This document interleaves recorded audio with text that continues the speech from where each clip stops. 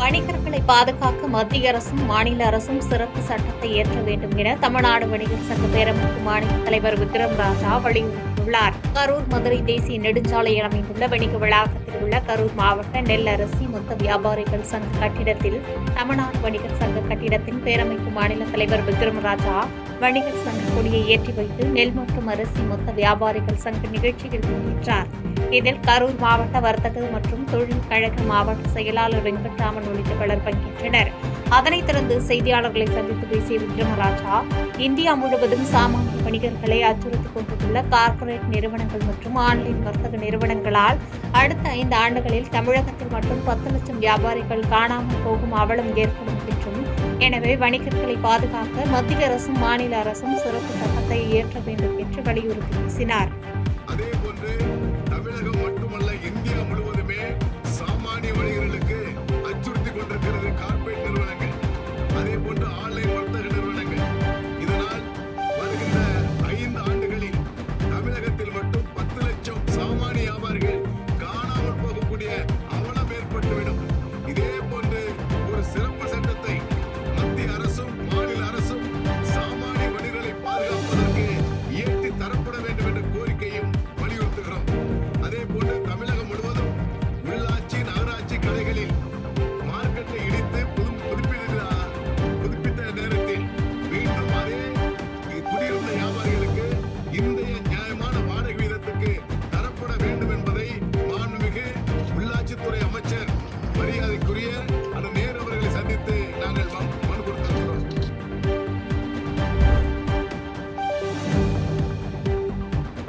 ஈரோடு இடைத்தேர்தலில் திமுக அதிக வாக்கு வித்தியாசத்தில் வெற்றி பெறும் என்று அமைச்சர் பொன்முடி தெரிவித்துள்ளார்.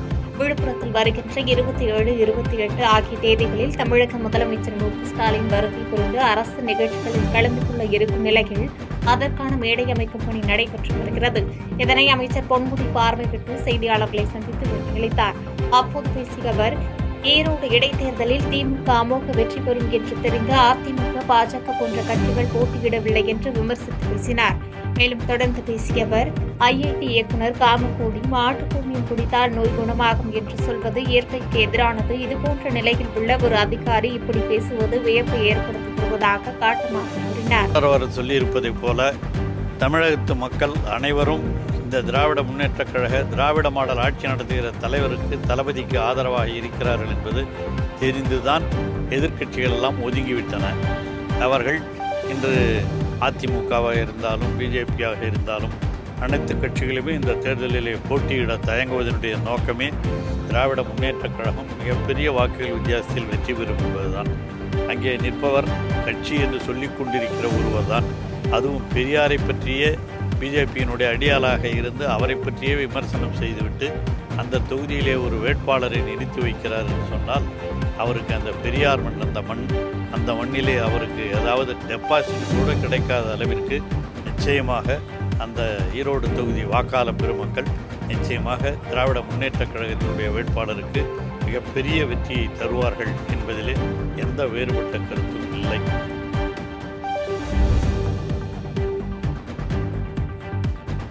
உசிலம்பட்டி அருகே கோவில் திருவிழாவில் ஏற்பட்ட தகராறில் பட்டியலின சிறுவனை தாக்கி சிறுவனை காலில் விழ வைத்த கொடூரம் அரங்கேறியுள்ளது. மதுரை மாவட்டம் உசிலம்பட்டி அருகே உள்ள சங்கம்பட்டியைச் சேர்ந்த பாண்டியராஜன் மகன் ஆதிகேசவன். இவர் சங்கம்பட்டி பார்வதி அம்மன் கோவில் திருவிழாவில் கடந்த புரட்டாசி மாதம் சிறுவர்களுடன் நடனமாடியுள்ளார். அப்போது அங்கிருந்தவர்கள் அவரது ஜாதி பெயரை சொல்லி திட்டி வேஷ்டியை மொழித்து கட்டி ஆழத்தையின் கூறி தாக்கியதாக கூறப்படுகிறது. பின்னர் ஆதிகேசவன் மதுரை சென்றுவிட்டு சொந்த ஊரான சங்கம்பட்டிக்கு பொங்கல் தினத்தை கொண்டாடுவதற்காக வந்துள்ளார். அப்போது சங்கம்பட்டியை சேர்ந்த 6 பேர் ஆதிகேசவனை கடத்தி சென்று ஊர் அருகே உள்ள முத்தையா கோவிலில் வைத்து தாக்கியதுடன் 6 வயது சிறுவன் காலில் விழ வைத்தும் அங்கிருந்த அனைவரும் காலிலும் விழ வைத்தும் தாக்கியுள்ளனர். இந்நிலையில் தனது உயிருக்கு பாதுகாப்பு கேட்டு உசிலம்பட்டி நகர் காவல் நிலையத்தில் ஆதிகேசவன் புகார் அளித்துள்ளார்.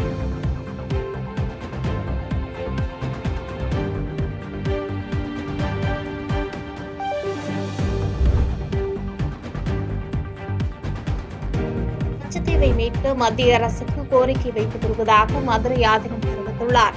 மதுரை பாண்டிக்கோயில் அருகே உள்ள தனியார் விடுதியில் நடைபெற்ற திருமண வரவேற்பு நிகழ்ச்சியில் பங்கேற்ற மதுரை ஆதீனம் செய்தியாளர்களை சந்தித்து பேட்டியளித்தார். அப்போது பேசிய அவர், இலங்கையில் தமிழருக்கு தனிநாடு வேண்டும் என்றும் இலங்கை மீனவர்களை கைது செய்த காரணம் கச்சத்தீவுதான் என்று கருத்து தெரிவித்தார்.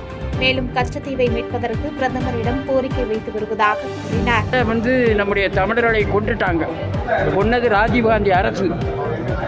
அதனால அந்த நம்ம மோடி அரசு அங்கெல்லாம் அவங்களுக்கெல்லாம் வீடு கட்டி கொடுத்துருக்காங்க. அந்த இலங்கை தமிழர்களுக்கு தனிநாடு கிடைக்கணும், அதுக்காக தான் என் இலக்கு. அதுக்காக தான் நான் மோடிஜியை போய் பார்த்துக்கிட்டு இருக்கேன். பார்த்து தனிநாடு அடைஞ்சே தீர்வோம். தமிழர்களுக்கு பாதுகாப்பு வேணும்.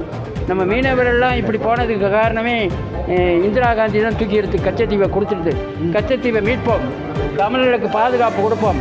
இலங்கையில் தமிழர்களுக்குன்னு தமிழ்நாடு வேணும், அது தனிநாடு வேணும்.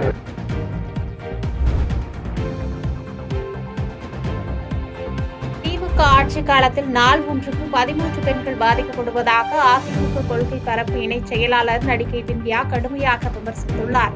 எம்ஜிஆரின் 108வது பிறந்தநாள் விழாவை முன்னிட்டு மாபெரும் பொதுக்கூட்டம் நடைபெற்றது. இதில் முன்னாள் அமைச்சர் KD ராஜேந்திர பாலாஜி, கழக கொள்கை பரப்பு இணை செயலாளர், திரைப்பட நடிகை விந்தியா உள்ளிட்ட பலர் கலந்து கொண்டனர். பின்னர் கூட்டத்தில் பேசிய நடிகை விந்தியா, திமுக ஆட்சி காலத்தில் பெண்களுக்கு எதிரான குற்றங்கள் கடந்த 4 வருடங்களில் மட்டும் 18,518 குற்ற வழக்குகள் பெண்களுக்கு எதிராக நடந்துள்ளது என்று கடுமையாக விமர்சித்து பேசினார்.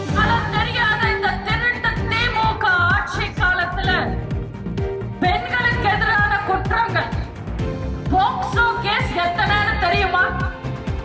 இந்த 4 வருஷத்துல மட்டும் 18,518 குற்றங்கள் பெண்களுக்கு எதிராக. அதாவது தைரியமா போலீஸ் ஸ்டேஷனுக்கு வந்து கம்ப்ளைண்ட் கொடுத்து பதிவான குற்றங்கள் 18,518. இது எனக்கு 10 நாளுக்கு முன்னாடி கிடைச்ச தகவல். இந்த 10 நாள்ல எத்தனை நடந்திருக்குன்னு தெரியாது. பாதகம் செய்பவரை கண்டால் நாம் பயம் கொள்ளலாகாது பாப்பா. மோதி மிதித்து விடு பாப்பா, அவர் முகத்தில் உமிழ்ந்து விடு பாப்பா. அண்மை செய்திகளை உடனுக்குடன் தெரிந்து கொள்ள இணைந்திருங்கள் எம் நாடு தொலைக்காட்சியுடன்.